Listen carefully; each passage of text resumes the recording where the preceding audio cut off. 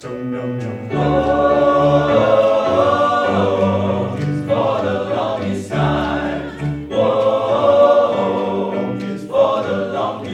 event actually was a phenomenal event. People was fantastic, especially the music, those doo-wops. I gotta say, Mark Maselli, he's got a good voice, and those guys were fantastic.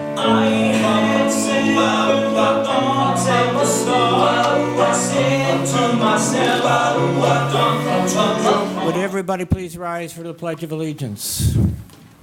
I pledge allegiance to the flag of the United States of America and to the republic for which it stands. He who lives with integrity, does what is right, and speaks the truth in his heart, who has no slander upon his tongue, who does no evil to his fellow man, and who does not bring bitterness to his neighbor.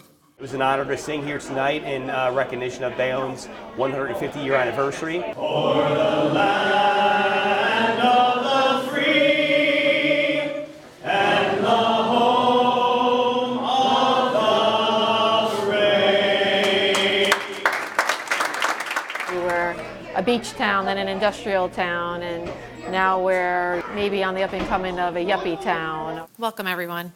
You know, today is a continuation of the celebration of 150 years of the city of Bayonne, and that's a testament. It's a testament to the citizens of Bayonne and the leaders, the prior leaders and the current leaders.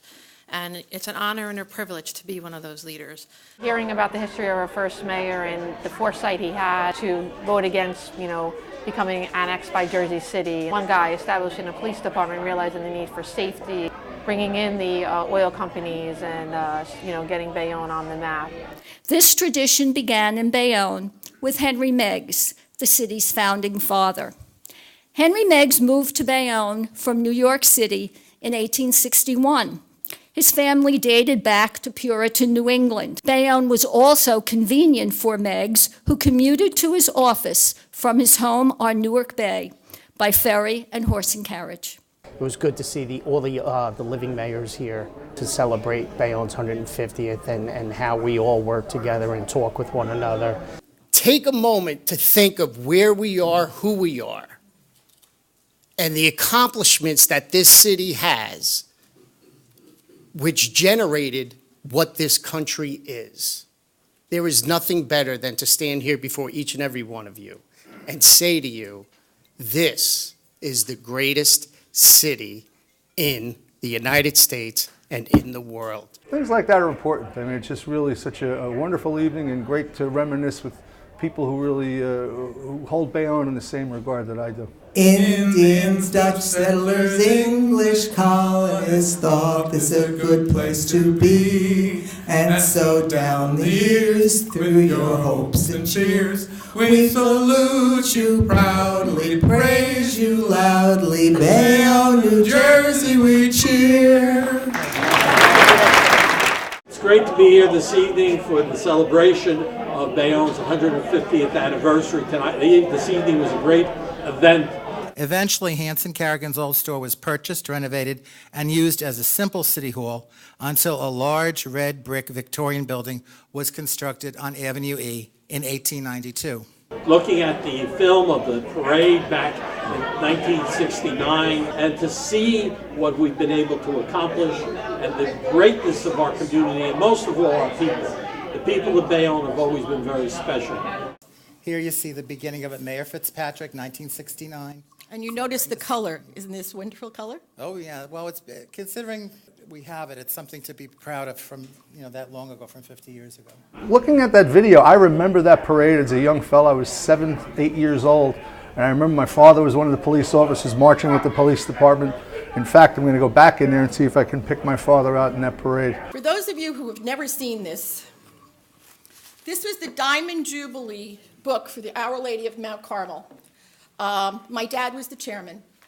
I think that's one of the things that made Bayonne so special and so unique, that bond between generations, parents handing off to their children and so forth down the line. We are now going to proceed to the portrait unveiling. Having our students here, having people that have lived in Bayonne their whole lives, even my mom who's 79 years old and, as I always say, has never lived above 6th Street her whole life. Then having, your photo mine and Sharon being the first female council president in the history of Bayonne. It was really good. I'd also like to thank the city for sponsoring events like this.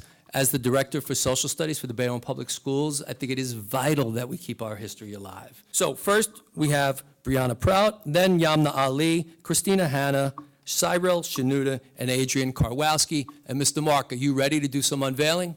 Good man.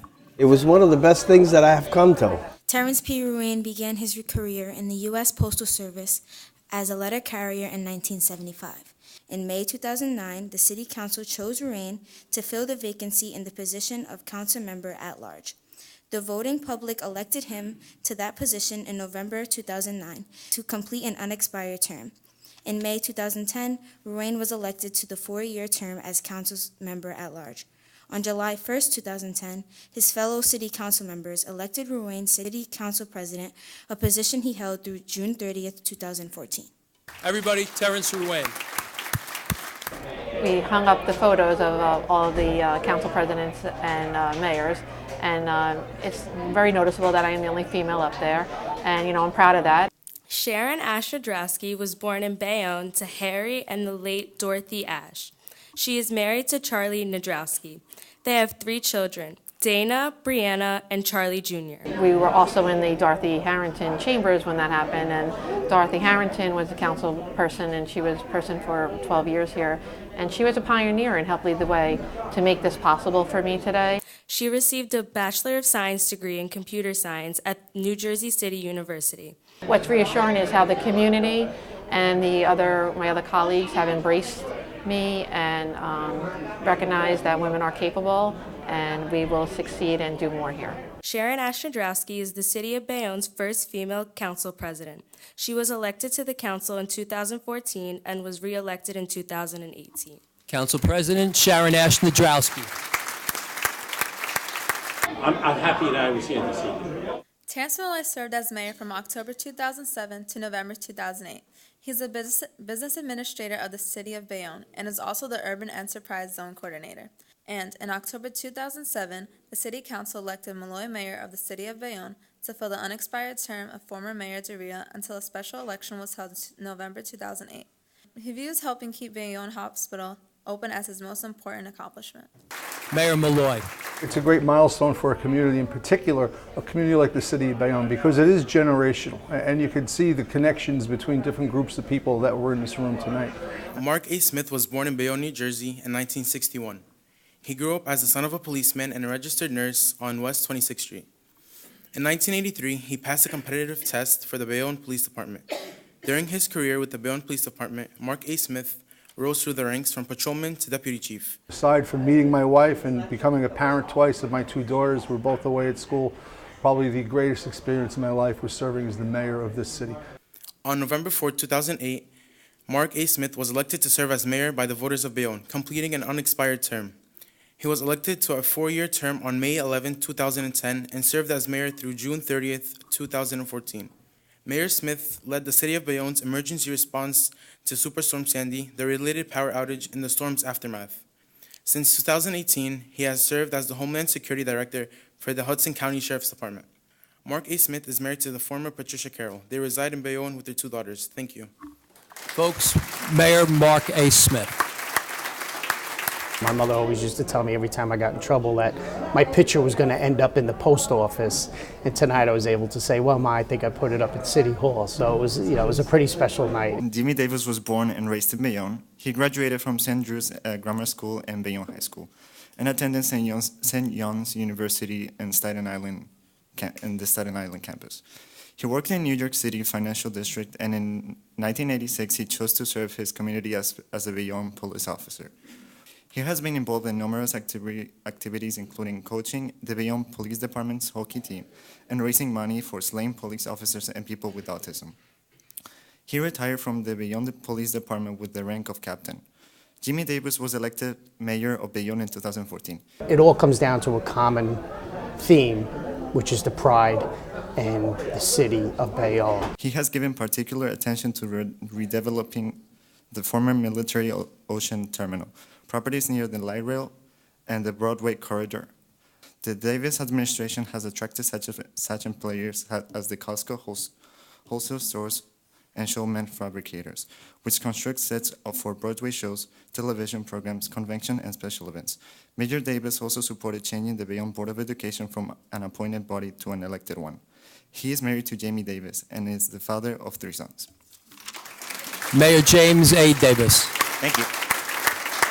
One of the first items that we're going to put in the capsule is that everybody is aware that George R. Martin is a Bayonne native.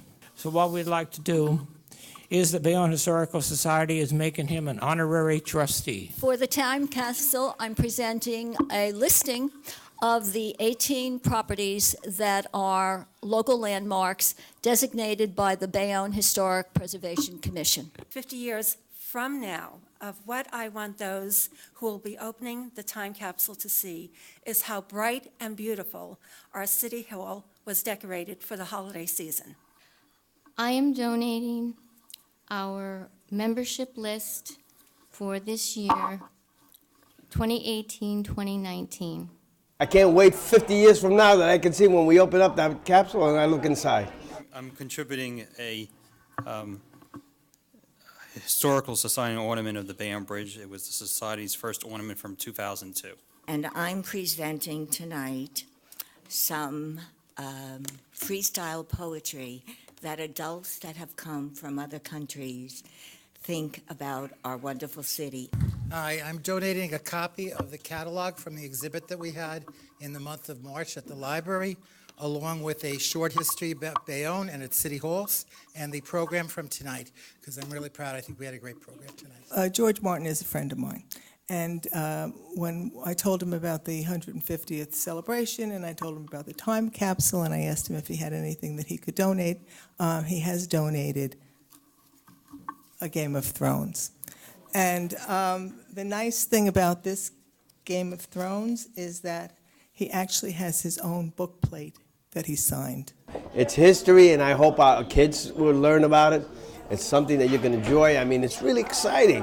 I thought that I really enjoy this. May God's love touch their consciousness and awaken their soul. And may our city be a shining beacon on the hill that will reflect that path of righteousness and the Lord's glory. Thank you. Amen. You want me to tell you my big secret? Really? You want to know? You want to know? Do you want to know? For the last 25 years, all I've really wanted is to sing with the B Sharps. And when I go back to my house, I hear the woman now preaching and crying, tell me that I'm lying by the drown, that I never could find. The B Sharps were a group that were created back in 1990 by Lydia Magali, and it carried on for 20 years. Over 200 gentlemen sang in the B Sharps.